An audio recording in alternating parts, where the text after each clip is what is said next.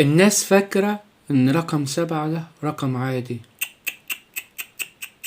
رقم 7 ده طلع رقم مخيف جدا. عدد القارات 7، عدد السماوات 7 سماوات، عدد طبقات النار 7 والعياذ بالله، ربنا يعافينا ويعافيكم. عدد البحار 7، عدد البحار 7.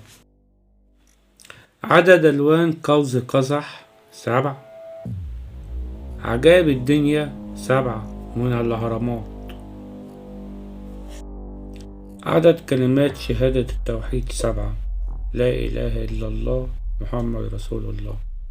عدد الطواف حول الكعبة 7. عدد طبقات الأرض 7 طبقات.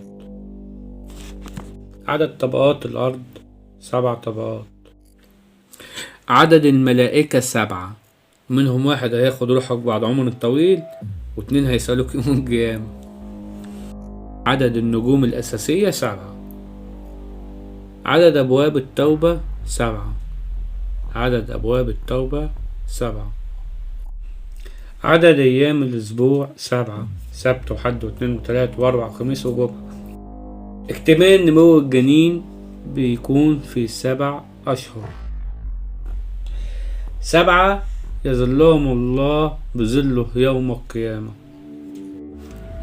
عدد آيات سورة الفاتحة 7. عدد آيات سورة الفاتحة 7.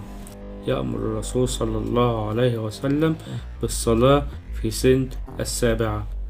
كان للملك داود 7 إخوة أكبر سنا. كان للملك داود 7 إخوة أكبر سنا. في الفلك 7 كواكب تم رصدهم. أبواب مدينة دمشق التاريخية 7.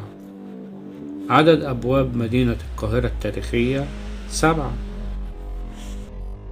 الجزر الرئيسية في مدينة أطلانتس الأسطورية 7.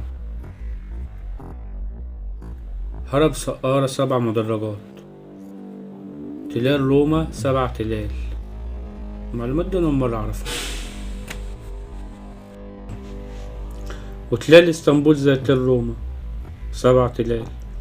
وأخيرا وليس آخرا، المعادن الرئيسية في الأرض 7. المعادن الرئيسية في الأرض 7. أقسم بالله أنا أول مرة أعرف بعض من المعلومات دي. لو عجبتك المعلومات دي متنساش لايك، كومنت، ومشاركة للبوست. منك لربنا لو ما عملتش كده. سلام.